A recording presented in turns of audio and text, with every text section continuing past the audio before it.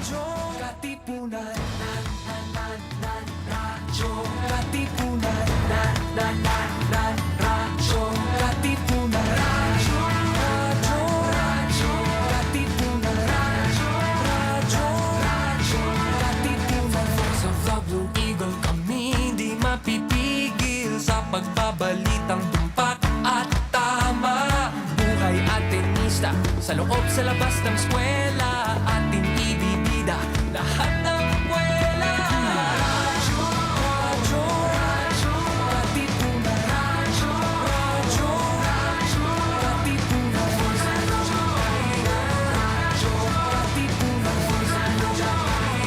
Radyo Katipunan. Kawal ni Ignacio, Katipunero, sugod, todo sa kayod, dunong at tulog. Lipat na Blue Eagle, galing giting nagigil. Blue and white, one big fight.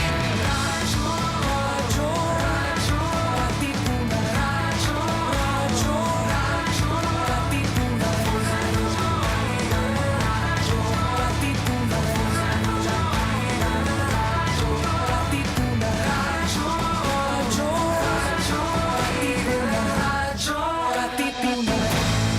Tara na't simulan ang inyong umaga sa mga magagandang refleksyon tungkol sa ating buhay at pananampalataya.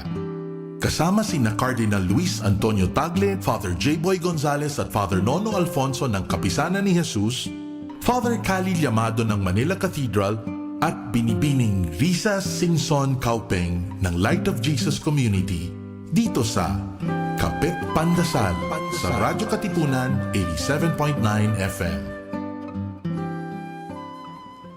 Itulog mo yan. Ako si Risa Singson Kaupeng, book author at editor. Magkapit pandasal muna tayo.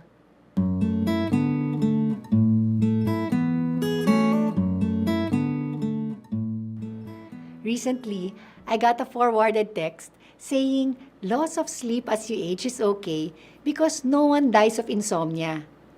Tama nga naman. Wala pa tayong narinig na namatay dahil kulang siya sa tulog. That's why we underestimate the importance of sleep. Itong palagi nating sinasakripisyo dahil pinaprioritize natin ang ating trabaho, ang gimmick sa gabi, o walang katapusang pag-social media. But sleeping, especially at the right time, which is around 10 p.m., is crucial to our health. Sabi ng health experts that an hour of sleep before midnight is equal to 2 hours. And getting 7 to 9 hours of sleep every night allows our bodies to heal and regenerate. Napaka-importante ang pagpapahinga. Isipin mo, even God rested on the 7th day after He created the whole universe. Tayo pa kaya? May nagsabi na he who sleeps well, prays well.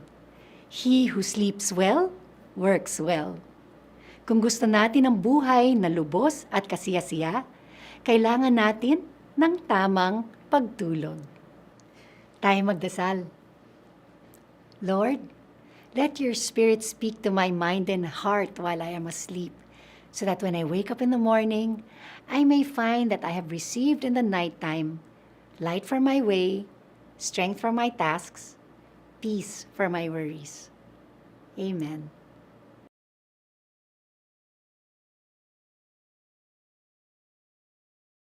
Radyo Katipunan, Radyo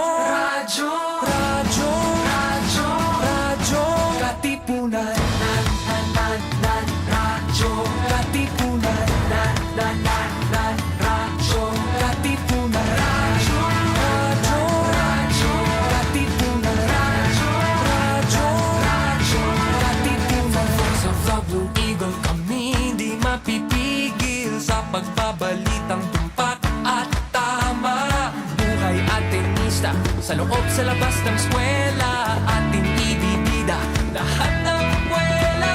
Radyo Katipunan, Radyo Katipunan,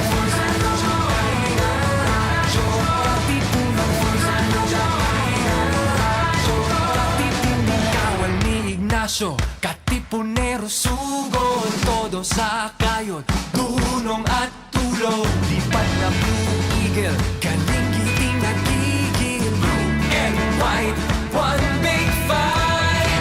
Radyo, radyo, radyo, Katipunan. Radyo, radyo, radyo, Katipunan. Radyo, Katipunan. Radyo, Katipunan. Radyo, radyo, radyo, Katipunan. Radyo, Katipunan.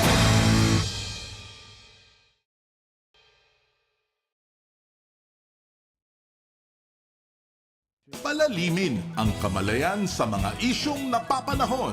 Makisangkot at makiisa kasama ang Simbahang Lingkod ng Bayan, ang socio-political apostolate ng Kapisanan ni Jesus.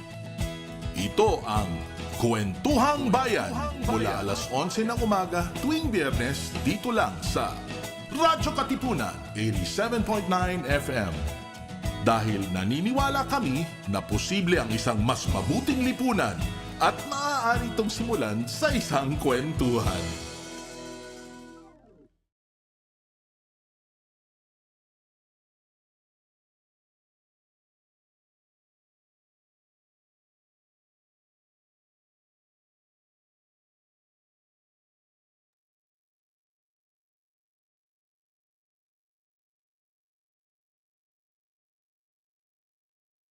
Magandang umaga po sa ating lahat.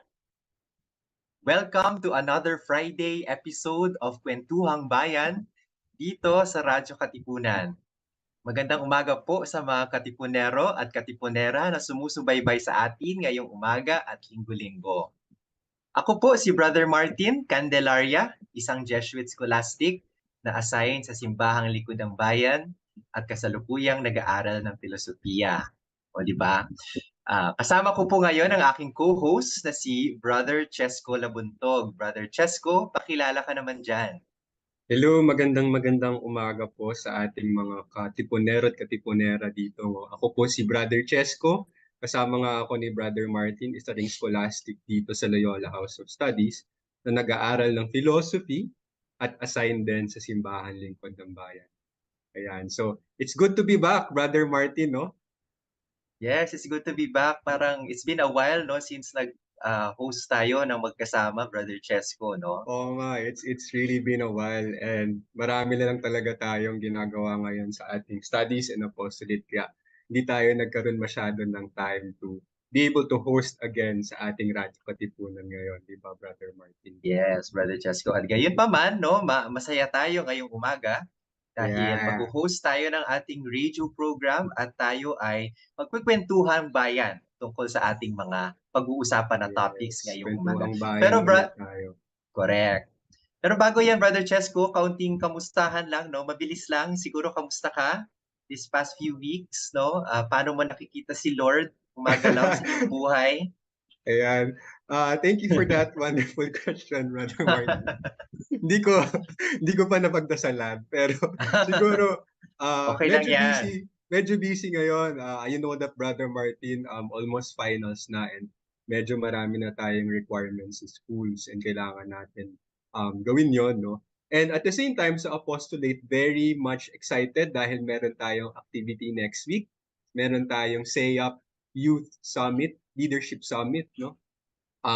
Ang gagawin nito ay magagather yung mga youth from different schools in Luzon, no? And we will do a kind of a leadership workshop for them, no? And I'm really looking forward for that and really meeting the youth of different schools here in Luzon, no? What about you, Brother Martin? Kamusta ka? Yes, no? So likewise, no? Parehas lang naman tayo, Brother Chesko. Marami tayong ginagawa palagi. Hindi lang medyo Yes. busy, pero busy talaga, no? In terms Kasama of na yung mga ACADS. Yes, house responsibilities din natin, no? Correct. O, sa community, no? Parang hindi nawawala ng gagawin. Char. Ganun talaga ang Pero, buhay, Jesuita. pero ganun pa man, no, masaya tayo na naglilingkod tayo sa Panginoon sa Amen, pamagitan ng amen. ating mga studies, ng ating community, Amen. at pati na rin sa ating apostolate na siya ang Yes. Simbahang Lingkod ng Bayan. At bukod dun sa SEAP gathering natin next week, no, bukas magkakaroon tayo ng Catholic Social Teaching Webinar Wow. Formation Series para naman sa ating mga youth ng Military Ordinariate of the Philippines. No? So, para po sa aming mga taga-subaybay, no, sana po ay isama nyo kami sa inyong mga panalangin no, para sa magiging success ng aming mga programs para po sa mga youth. No? Ayan. Ayan, maraming salamat, Brother Martin. Okay, no? Ano bang mga pag-uusapan natin ngayon, Brother Martin, sa ating episode? Okay. So yung mga pag-uusapan natin ngayong umaga, gaya ng ating usual format, no? Meron tayong economic news, meron tayong political news, at meron tayong church, no? So para sa economic news, pag-uusapan natin yung mga naaprubahan na mga special economic zones. So saan ba to? Malalaman nyo mamaya, no? At para naman sa political news, ano yun, Brother Chesko? Ayan, ang political news natin ngayon ay pag-uusapan natin yung proposed bill ni Arroyo, no? She said and she's proposing na parang babalik ang senior high school or ang basic education, secondary education to 4 years of high school rather than 2 years, no? So or 6 years, no? So we will know more about that later, Brother Martin. And the next one, of course, is church news. Ano yon, Brother Martin? Okay, doon naman sa ating church news, no, pag-uusapan natin. So, mayroong isang obispo, no, na nag-uudyok kay Presidente Marcos, no, na itigil yung kanyang mga militarist tactics, no. So, nag-release ng statement ang obispo at yun yung pag-uusapan natin mamaya. Okay. So, ready Alright. na ba tayo, Brother Chesko? Sige, ready or not. Gawin na natin. Ready or not, let's go. Sige. So Let's simulan na go. po natin no, sa ating economic news, no? Alright. So ang ating economic news muli, no? Ito po ay tungkol sa mga eco zones na naaprubahan sa Batangas at sa Bacolod. Okay? So ano po ba itong mga eco zones na ito, no? Or tungkol saan ang mga ito? So ang Philippine Economic Zone Authority or ang tinatawag natin na PEZA noong Tuesday, ang sabi nila, Malacanang has approved the creation of 2 new economic zones under the Government Investment Promotion Agency, which is PEZA. Okay? With these additional industry hubs expected to bring in 1.6 billion worth of investments. So saan ba ito, no, itatayo? So itatayo ang mga ito sa Batangas Province at sa Bacolod City sa Negros Oriental. So the 2 economic zones will certainly bolster and spread economic growth outside the National Capital Region. Sabi rin ng PEZA, AC Marcos has signed Proclamation number 402 on April 19, designating several parcels of land in Malvar, Batangas, for the expansion of the 700-hectare Lima Technology Center Special Economic Zone. So, nabanggit ko, no, Special Economic Zone. Pero ano ba yung ibig sabihin ng Special Economic Zone? So, a Special Economic Zone is an area where businesses are offered special tax breaks, mga tax exemptions, ganyan, no? And other incentives so that to attract investment and stimulate economic growth. No? Tinatayo yung mga special economic zone para maengganyo yung mga businesses at mga investors na mag-invest at magtayo ng kanilang business sa special economic zone. Attractive yon dahil bibigyan sila ng mga tax exemptions or tax break. No? Apart from the usual na tax na sanang babayaran nila, hindi na nila yun babayaran dahil special economic zone nga ito. No? So ang layunin no, to spur or to stimulate economic growth and investment. Yung mga special economic zones ay karaniwang itinatayo dun sa mga underdeveloped or mga disadvantaged areas as a way to promote job creation and poverty reduction. So to continue with the story, no, yung magiging expansion na yon ay expected to bring 864 million worth of investments. Ito po yung doon sa Batangas, no? Sa kabilang banda, sa Bacolod naman po, sa Negros Oriental, Nag-sign din si Presidente Marcos ng Proclamation number 200 last April, no? Ngayong April na ito, no? Designating a new IT park, eco zone along Lacson Street in Bacolod City. So yung magiging economic zone doon ay tatawaging Robinson's Cyber Park Bacolod. And it will bring in around 777 million worth of investments. So ano ba yung goal, no? Ano ba yung goal ng PEZA? Ang goal ng PEZA is to establish at least 30 eco zones every year. So if you can just imagine that, no, Brother Chesko, 30 eco zones Yeah. every year outside NCR to spur countryside development. No? At bukod sa mga ito, no, marami pang mga new types of eco zones. Meron tayong yung mga IT centers, mga manufacturing zones, agro-industrial hubs, etc. No? So the PEZA is pushing for the creation of new economic zones with at least 13 that they want to immediately promote. No? So ito na nga yung mga different kinds of economic zones and others. So I will stop there at alam kong marami tayong maibabahaging mga insights tungkol sa news na ito. So simulan na natin, Brother Chan. Ano sa tingin mo ang tungkol sa mga special economic zones na ito? Ako, Brother Martin, clear sa atin, lalo na dun sa kapihan natin kahapon, no? Na there are really economic benefits to these economic zones, no? Talagang obvious na makakatulong talaga ito, for instance, sa poverty reduction ng particular region, no? Yung question ko lang siguro is, uh, yung 30 na economic zones ng plan ng PEZA, parang every year, no? I also want to ask myself, and perhaps you also, no, parang what are the implications and negative implications of these economic zones, no? And what are the possible other benefits still of economic zones? And are there other alternatives that we can, economic alternatives or economic model alternatives that we can use rather than the usual traditional consumerism or capitalist system, no? So, benefits ng economic zones muna, Brother Martin. May mga alam ka ba ng benefits nito? Okay, so yung mga general benefits of economic zone, gaya na nga nung nabanggit, no, dun sa article, it's really to spur economic development or economic growth within the area. We know that economic development or growth is mostly centered or focused on the cities, no, the National Capital Region. Kaya naman ang ginagawa ng PEZA ay bumubuo sila ng mga special economic zone in the countryside outside of NCR para naman magkaroon din ng development doon.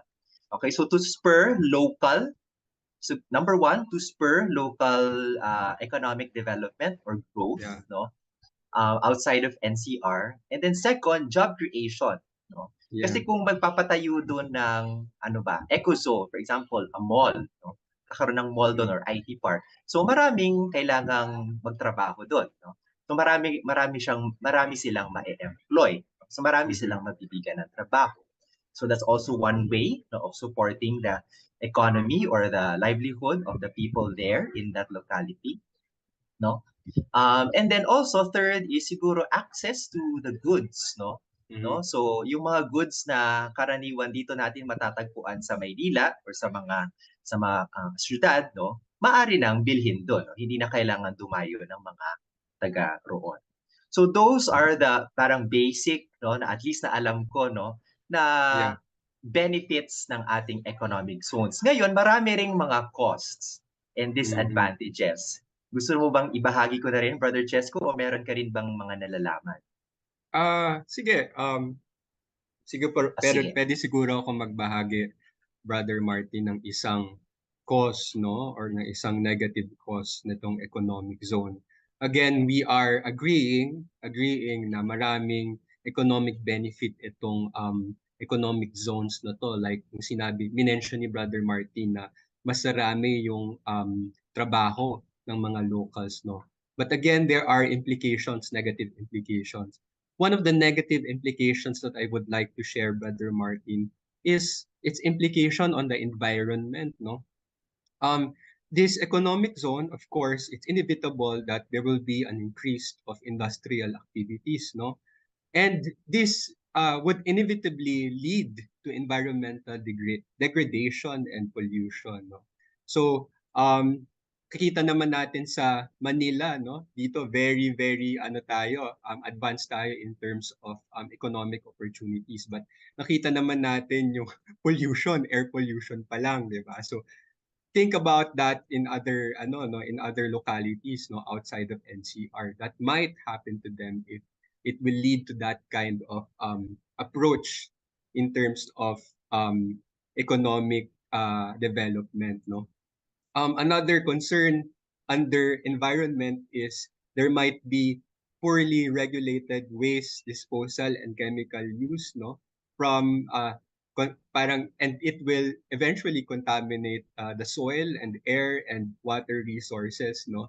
I found this article yesterday that I shared to our community, Brother Martin, na kumakalat na Yes. yung mga microplastics, no.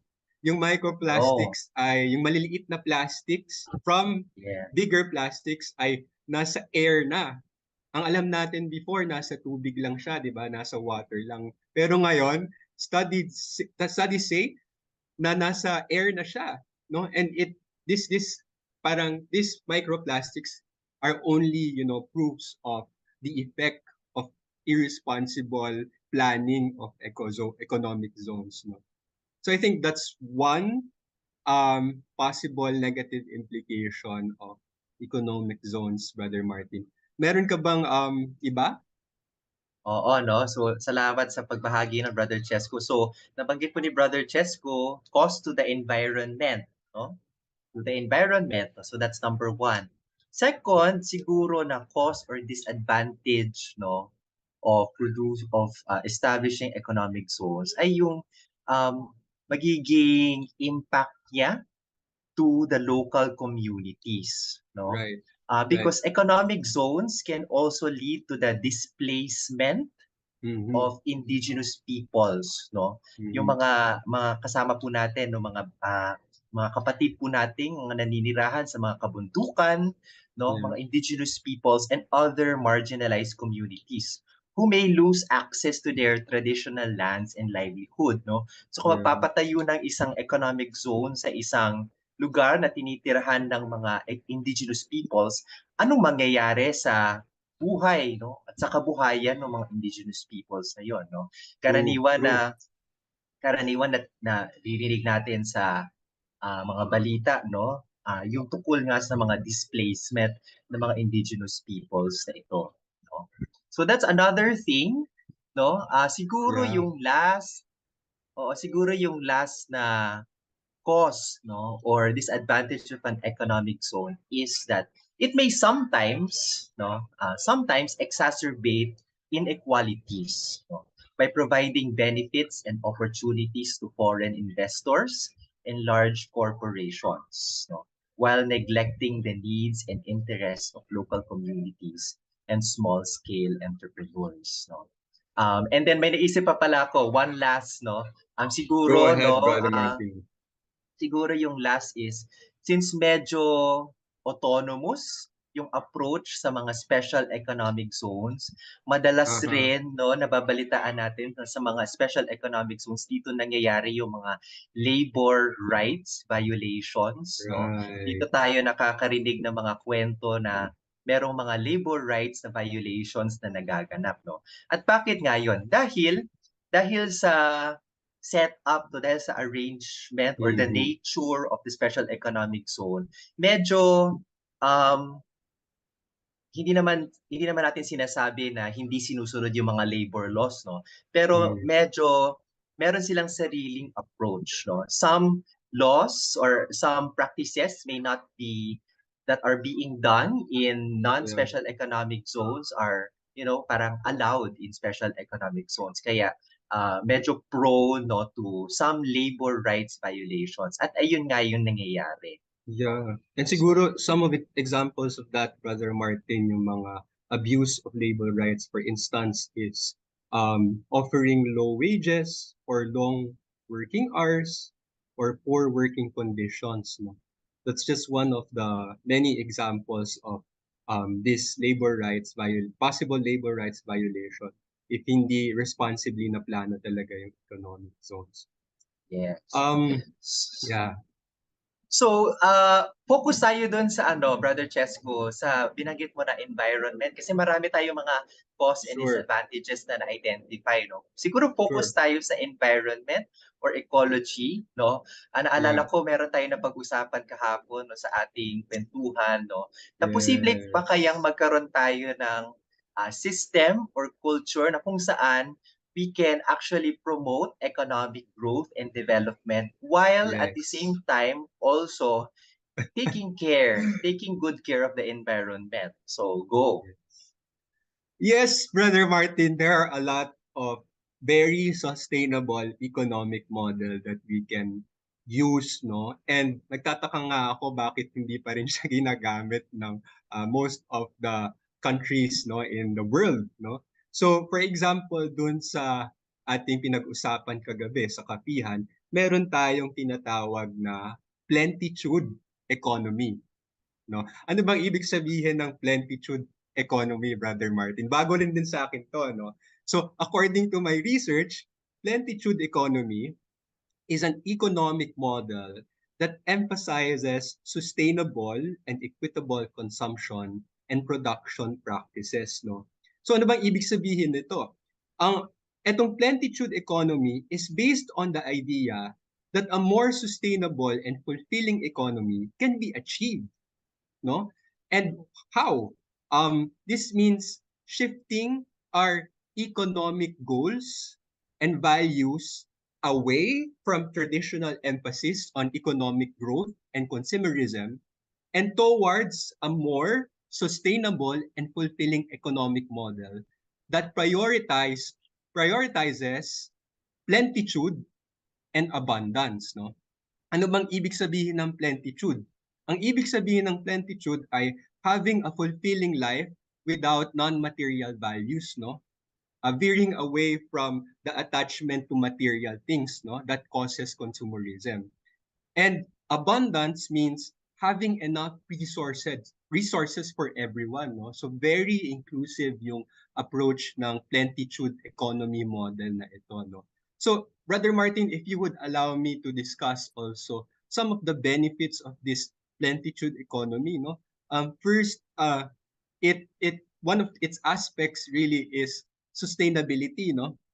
The model promotes sustainable production and consumption practices, no, which prioritizes the preservation of the natural resources, the environment, and the culture of that particular locality, no. So if we follow this, and if we use this economic model sa ating mga economic zones, there will still be space of respect and preservation doon sa ating natural resources at mga local cultures, no. Another benefit or aspect of this plentitude economic model is social equity, no. So the model prioritizes social equity and economic justice, no, focusing on fair distribution of resources and wealth and reducing economic inequality, no? So, in other words, pantay-pantay tayo lahat. Especially sa Pilipinas, no? If we will try to adapt this, mas magsa-stabilize yung ating economic equality, no? Tama ba? Economic equity or economic equality, no? In our national situation, or for instance, Brother Martin, we know and we are very much aware that the economic inequality is very real in the Philippines, no? Like for instance, only I think 0.6% of the parang richness or kayamanan ng Pilipinas ay I mean the 99 or the 50+ % of the richness of the Philippines ay nandun nakabilong sa 0.6% of the population ng Pilipinas. And the rest, the 99% of the Filipinos, ang kayamanan na nasa atin lang ay around 36 or 30%, no? So if we follow this economic model, if we are faithful to this, no, this plentitude economic model, we will have more economic equality, no?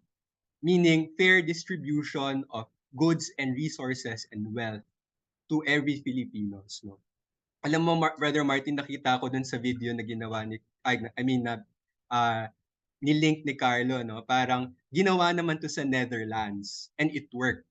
So it's really possible for us to also adapt it.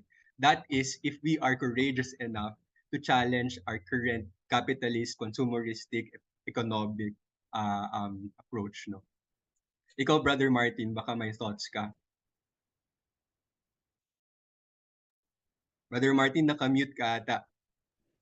Okay, habang pinapakinggan ko yung mga points, no, tungkol dito sa ating plenitude, no, economy, no, or economic model, parang very hopeful ako, no. Ang ganda kasi sustainability, preservation of culture, fair distribution, no, and I can't help but think of, no, parang its connection or resonance, no, with Catholic social teaching, no, for the Exactly. common good, no, right to the distribution of goods, no. So hopefully magawa talaga siya. Kung nagawa siya sa ibang lugar, bakit hindi Yeah. dito sa Pilipinas, no? I'm sure our context is True. very different, no? We are not a first world country, no, that's one, no. But at the same time, no, if we have the will, the necessary knowledge and the resources, so I think magagawa siya, no. Siguro kailangan natin itong ikalat, no? Ikalat yung information tungkol dito. We need I-evangelize to, natin ng iba, no, Brother Martin. yes, Promote raise, this. Yes. Ano correct, yun? promote, raise consciousness, Exactly. raise awareness, no, and Amen. to get the investment of people in this kind of economic model. True. I'm sure maraming magiging skeptics dito, ano, Brother Chesco. Marami kasing naniniwala na ecology and economy are polar opposites, no? Separated, Pero yes. separated, no? Parang hindi mo sila pwedeng pagsamahin. One is really just different from the other. Pero ito nga, meron tayo nitong plenitude economic model, no? Which kind of debunks, no, that myth. No? Yes. So kung nag-work siya sa ibang bansa, sa tingin ko maaari rin siyang mag-work sa ating bansa. Plenitude economic model, Brother Martin. Plenitude. Yes, plenitude, correct. Ayan. All right. So much for economic, and that was a really fruitful conversation, no? And we go now to political news, Brother Martin, no? Ang political news natin ay si former President at ngayon Representative Doria Macapagal Arroyo ng Pampanga ay nag-file ng bill na gagawing mandatory lang ang grades 11 and 12 sa mga students na papasok ng college, no? Ang tawag niya sa kanyang bill na ipinipropose ay, get this, Brother Martin, K plus 10 plus 2. Again, K plus 10 plus 2. Ang ibig sabihin nito, ang proposal niya ay babalik ang secondary education to 4 years sa basic education, no? And this will replace the current K-12 cycle. So let's just recall some information, Brother Martin, no? Republic Act number 10533, or the Enhanced Basic Education Act of 2013, ay nag-add ng 2 years of senior high school sa secondary education, no? Ang secondary education natin ngayon ay 6 years, no? 4 years of junior high school and 2 years of senior high school. So this replaced the old curriculum na 4 na taon lang. Ewan ko kung naabutan mo ba yon, Brother Martin. Naabutan mo pa naman yun. Millennial pa tayo, no? Siyempre, no, millennials. Oo nga. Muntikan ko nang maabutan. Kung makaano ka naman, kung naabutan ko naman. Grabe, naabutan ko yun.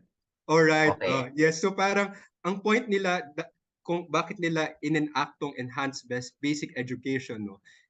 It's really designed to qualify students for employment even without a college degree, no?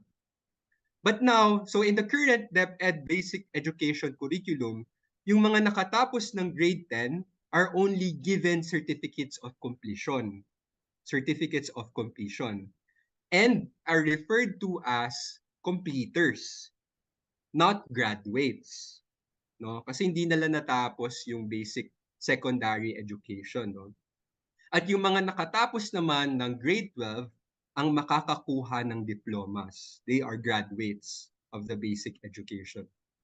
So ngayon, ang tanong natin, ano nga ba itong proposed bill na K plus 10 plus 2? No? So, 10 years of basic education, this means 10 years of basic education. So grade 1 to grade 10 and grade 7 to grade 10 ay secondary education. No, balik sa dati. And after this 10 years of grade 1 to grade 10, it will be followed by 2 years of post-secondary or pre-university education. Meaning, hindi na parang iniba yung pangalan. Hindi na siya senior high school. Kung hindi, post-secondary or pagkatapos ng secondary or pre-university or before college or university. No? So, itong 2 years ay required lang if you want to prepare for the professional degree studies sa kolehiyo or university, Brother Martin. So, yung mga high school graduates will have the option to enroll in grades 11 and 12 only if they want to go onto a professional education. No? But if they finish grade 10, pwede na silang makareceive ng high school diploma, no? At hindi lang certificate of completion, no? So, if you would allow me, I'll just give more context kung saan nanggagaling si Gloria Arroyo dito, no? Si Gloria. Yun. So, yung belief ni Gloria is this. Yung K-12 program failed. It failed to deliver on its promised advantages na makakuha ng mga trabaho ang graduates ng senior high school, no? And that they have an option not to go to college, no? So ang sabi ni Gloria sa bill, in reality, ang ating private sectors would continue to prefer hiring college students or graduate ng mga universities, no? At napapabayaan yung mga nakatapos lamang ng K-12 program. Sabi niya rin, sa realidad, nagiging pabigat kasi daw ang K-12, lalo na sa mga magulang na nadadagdagan ng additional gastos for 2 years education para sa kanilang mga anak. No? So, ang aim lang essentially ng bill na ito, this aims to give students the option to graduate ng mas maaga from high school para makatulong na daw sila sa mga pamilya nila sa kanilang mga farms or micro businesses dito sa Pilipinas, lalong-lalo na ang poverty incidence natin ay 18%. No? So, I think that's about all for my report, Brother Martin. Baka may thoughts ka na, no? What do you think, no? What do you think about this proposal of our former president, Gloria Macapagal-Arroyo? No? Oo. No, thank you, Brother Chesco. Actually, really, no, as an advocate of education, no, being a former teacher myself, parang I really agree with all the efforts to improve our education, no, especially if it's done in earnest, no. I one part of me also resonates with former President Gloria Arroyo, no, dun sa kanyang sentiment na actually nag-fail yung K-12 to deliver on its promises of employability to the students, no, after graduating senior high school. Kasi yung aim naman talaga, Brother Chesco, no, after senior high school, they are employable. Pwede na. No? Yes, correct. Pero ang realidad pa rin talaga, no, even after several years of the K-12, no, ang preferred pa rin talaga ng mga companies ay i-hire yung mga college graduates, no? Yeah. And for good reason, no? Kasi Yeah. kapag nakatapos ka nga naman talaga ng college, no, talagang mas competent ka, no? Mas skillful ka, no? As opposed to a regular senior high school graduate, no? So in a way, I resonate with former president, no, na medyo nag-fail, no, Pero on the one hand, parang in terms of improving our education system, gaya nga nung nabanggit natin sa kapihan natin kahapon, no, parang ang gulo-gulo. Kasi ang daming ang daming nangyayari ngayon, no, ang daming Yeah. gustong mag-improve, no. Yes. Um, Sabi mo nga meron ng K to 10 plus 2, no. So parang hindi pa ba hindi pa ba tayo ano, frustrated dun sa K to 12 na kaya meron pa tayong K to 10 plus 2, 'no. Mhm. Pero sa isang banda din, 'no, meron tayong tinatawag na educational commission, 'no. Right. Second Congressional Commission on Education or EDCOM-2, which is a Mhm. national commission tasked to undertake a comprehensive national assessment and Mhm. evaluation of the performance of the Philippine education sector. So there is a body, there is Alright. an commission, there's an official and national commission na ang trabaho talaga nila ay i-evaluate at i-assess yung performance ng ating Philippine education sector. Mhm. Now, no, biglang merong sumusulpot na mga bills, no, kagaya nitong K to 10 plus 2, no, na parang mapapatanong na lang tayo, bakit meron bigla, no? Hindi ba Correct. dapat yung EDCOM na lang talaga yung Hintayin gumagawa muna nito? kumbaga, 'di ba, Brother Martin? Oo, hintayin muna. So parang ako, yes, I agree with all the improvement efforts, pero sana hindi yung masyadong magulo, no? Ang daming Yeah. nangyayari at the same time. Right. Yes. Yeah, thank you, Brother Martin, no, and I super agree with you. Let us see first kung ano yung results ng findings ng EDCOM 2, no, para makita natin yung really assessment, parang scientific assessment or rational assessment and evaluation nila ng performance ng Philippine education sector, no.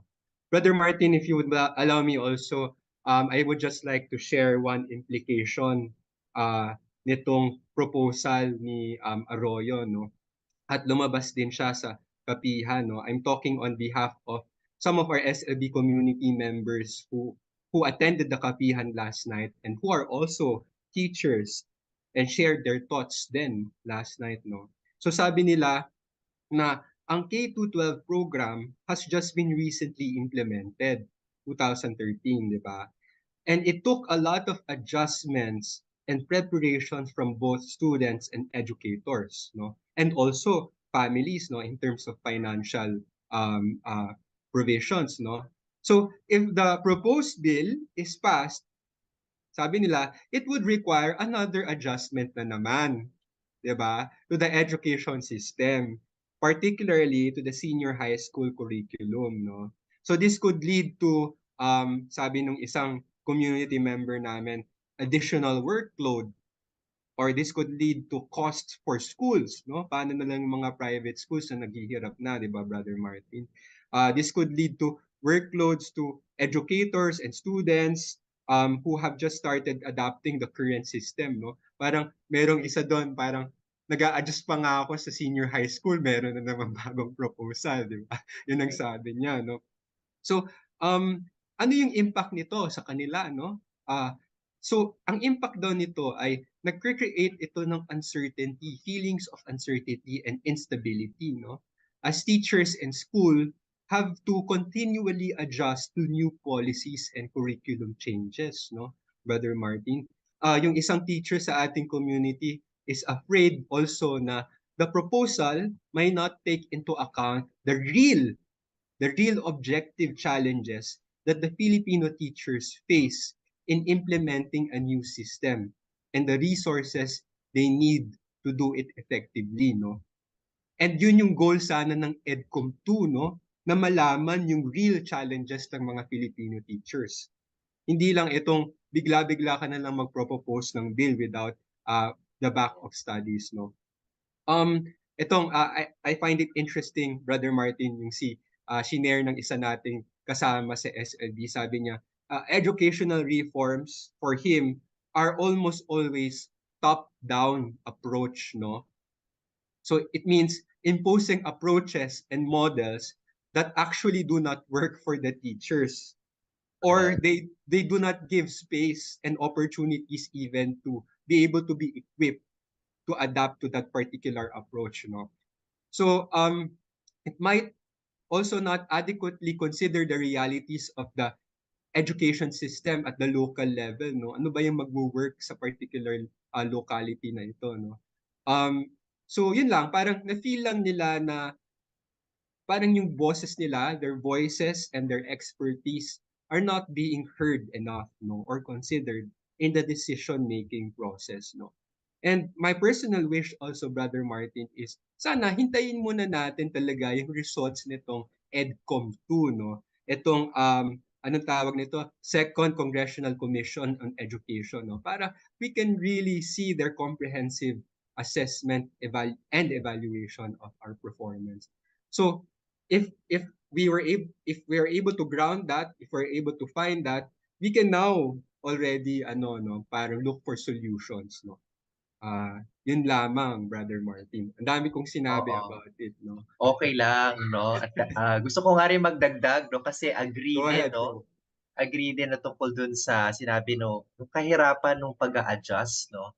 Kaya nga, Mm, no, nung nag-sharing rin tayo kahapon, yung binahagi ko, sana kapag nagkakaroon tayo ng mga changes or adjustments, no, sana yeah. iniisip rin ng mga nag-i-implement or nagpo-propose, no, kung sino yung maaapektuhan, no? Yung maapektuhan Mm, talaga nito are yung mga students at teachers, no? They will yeah. bear the brunt of the adjustments, no?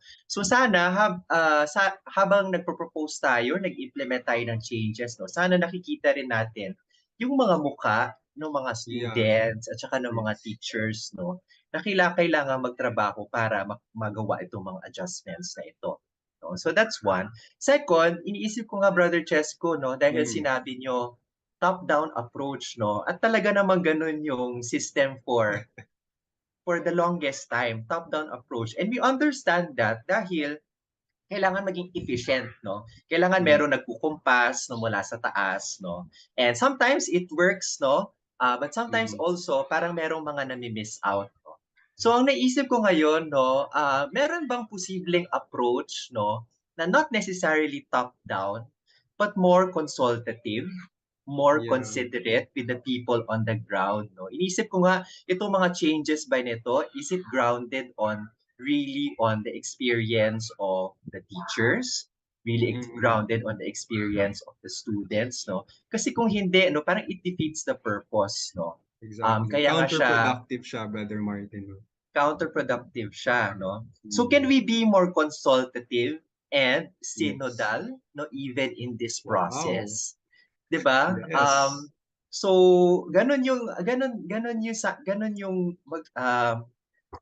siguro another approach, no? We cannot say, no, it's better agad, no? But it's another approach, no, that I think we should Yeah. consider exploring something that is more consultative and synodal, no? Kahit medyo abutin siya ng medyo matagal, no? Ganun naman Mhm. talaga palagi, no? It takes time for genuine development to happen. But we are more sure tuloy, no, na it works kasi it's more consultative and Yeah. it's more synodal. Yes. Yes, yes, super agree with you, Brother Martin. And maybe to, wala na tayong time, Brother Martin, no? But maybe to end this part of our conversations, I would just like to raise some questions lang na we can reflect on also, no? Especially if talagang mapupush kung itong bill na pinopropose ni former President, no? Some questions now we need to think about as we consider this bill, no? How will this affect the overall quality of education in the Philippines, no?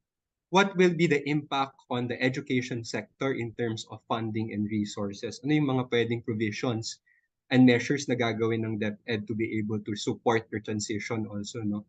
And the third one is, does this really change and address the educational crisis in the Philippines, no? We have to also think about that. And while considering those points na sinabi ni Brother Martin, na sana we become, in our approach, we become consultative and synodal, no? Synodal, no? Very Catholic. I love that, Brother Martin. All right, so let's move on to our next conversation, no? Ano ba yung next conversation natin, Brother Martin? Okay, so yung last news natin siguro, mabilis na to Brother Chesko. Um, Okay, so yung last news po natin ay tungkol sa, a bishop urges Marcos and the Marcos government to shun militarist tactics. No? So sino ba itong bishop na ito? Si Bishop Gerardo Alminaza of San Carlos, no? Said red tagging and terrorist labeling that are bereft of substantive grounds are counterproductive to attaining peace.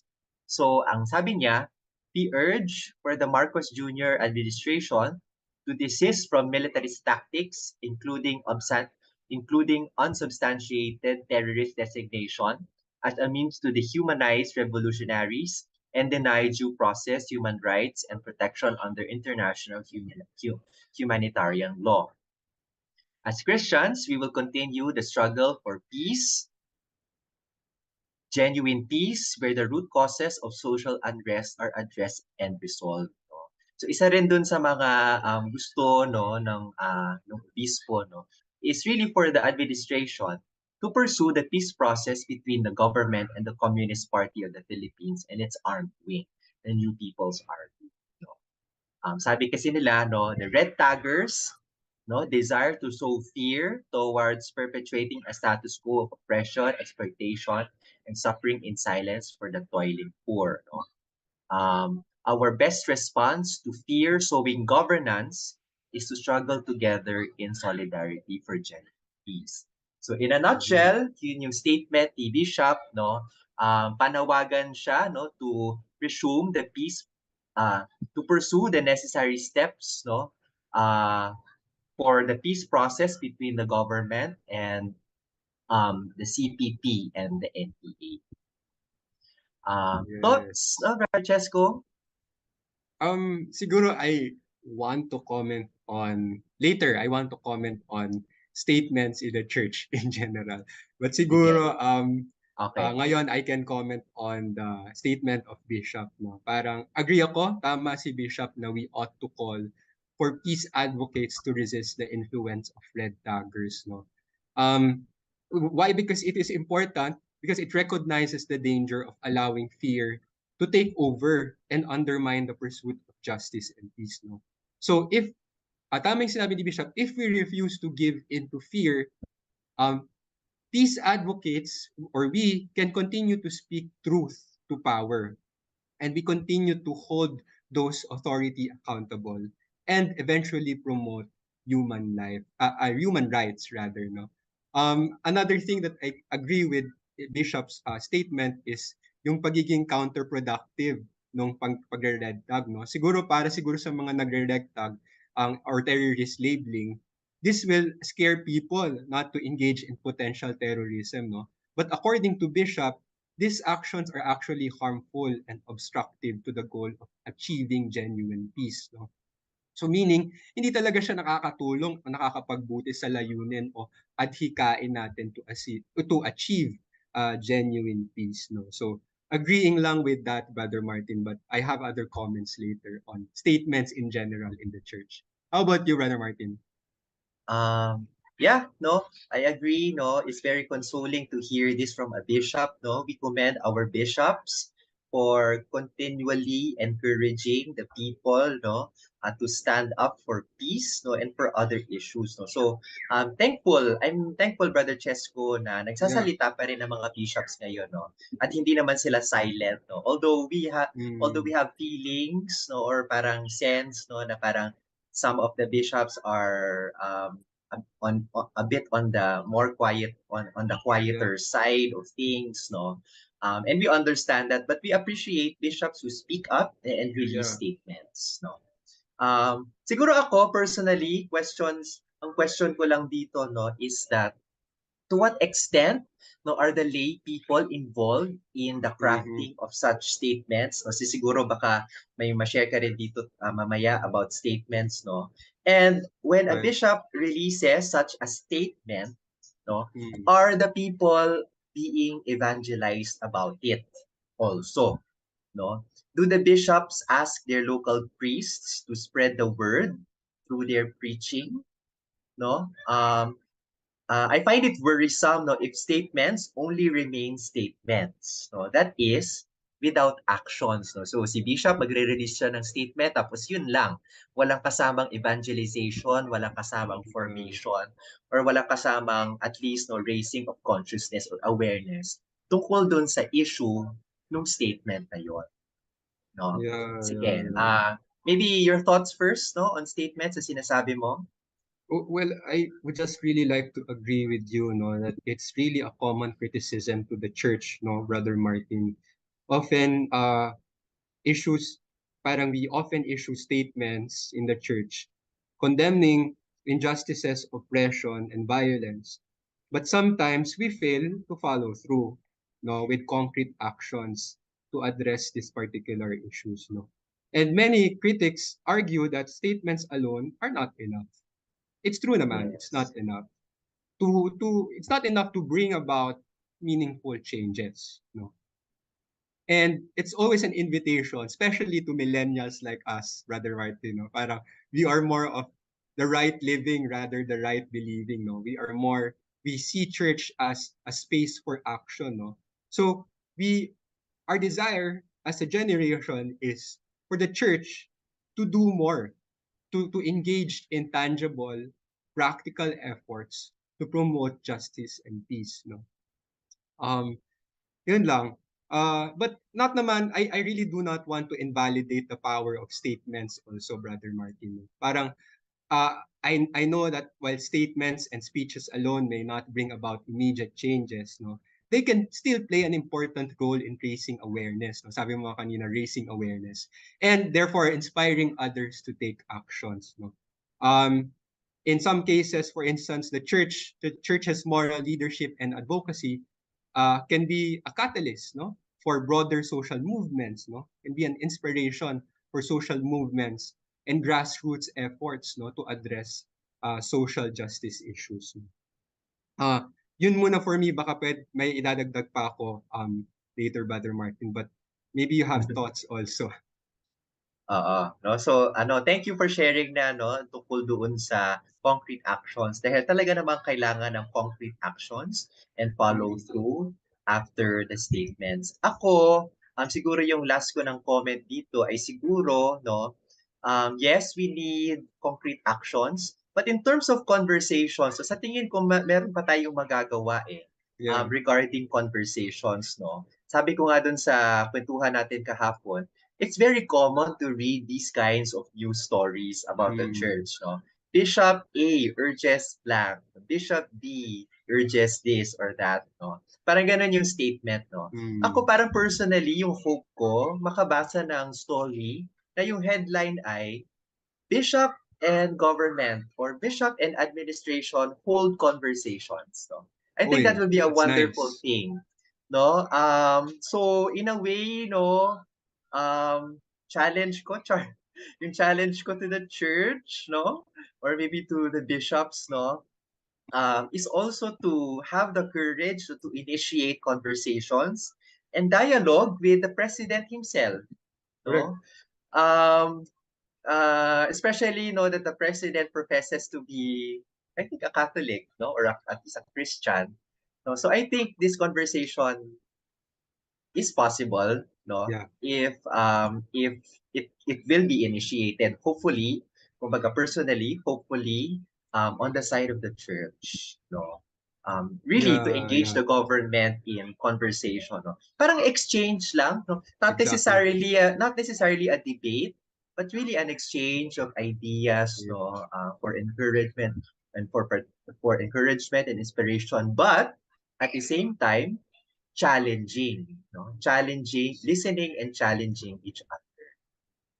Yes. Yeah, super agree lang ako sa iyo, Brother Martin. My last point also, no, parang I just want to emphasize what you said, no, na parang as a church, we need to be able to engage in active, sustained, and collaborative effort, no, from a range of different actors. That includes what you said, government or current government and administration, no, or perhaps other civil society organizations and communities themselves, no. Parang how can we be more effective? We engage and participate in different sectors, no, and actors and form a collaborative effort or a dialogue with them. And for me personally, this may possibly create and deepen a more meaningful change on social justice issues. No? We are not kumbaga fighting and backlashing lang talaga, but we are approaching in a synodal way, no? In a dialogical way. So, yun lang for me, Brother Martin.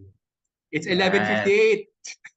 11:58, no? So, maraming salamat, Brother Chesko. Siguro as a way Sure. to wrap up our session, siguro share lang tayo ng one word or one phrase, no, that will be our, in a way, takeaway siguro from our kwentuhan, no, this morning. Sige, meron ka na bang naisip? Ako meron na, Brother Martin. Paulit-ulit natin sinasabi ang synodal, no? I believe, this is my phrase, no? Synodality is the way to go. No? It's really Ayun. something na we need to value and live out in every aspect of our lives, whether it's in the church or in the political system, no? Or our political lives. No? So yun lang, Brother Martin. How about you? Yes, no. Actually, same. Gaya-gaya ka, charot. Joke lang. Nauna ako. Synodality, no? Synodality, inclusivity, no? Sure, yeah. Parang consultation or Yes. being consultative also with the people on the ground, whether it's on the Exactly. issue of economic zones, of education, and also in terms of other issues as well, no, in the church. Yes. Alright. So, ayan, Wow, nakapagkwentuhan grabe. na naman tayo ng isang Fruitful. oras, Brother Chesko. Yeah. Maraming salamat po at maraming salamat po para sa aming mga tagapakinig at taga-subaybay, no, sa ating mga katipunero at katipunera. Sana po ay marami kayong natutunan, no, at sana makatulong rin ito sa pansarili ninyong pagninilay. Muli, ako po si Brother Martin Candelaria At at ako naman po si Brother Chesko Labuntog. hey, at kita-kits po sa susunod na namang episode ng Radyo Katipunan ng Simbahang Next week. Kuwentuhang Bayan sa Radyo Katipunan sa Okay. susunod na Biyernes. Maraming Okay. salamat po. Thank you, brothers and sisters.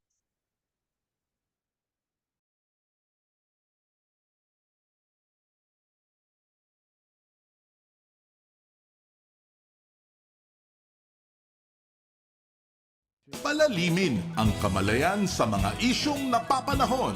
Makisangkot at makiisa kasama ang Simbahang Lingkod ng Bayan, ang Socio-Political Apostolate ng Kapisanan ni Jesus. Ito ang Kuwentuhang Bayan mula alas 11 ng umaga tuwing Biyernes dito lang sa Radyo Katipunan 87.9 FM. Dahil naniniwala kami na posible ang isang mas mabuting lipunan at maaari itong simulan sa isang kwentuhan.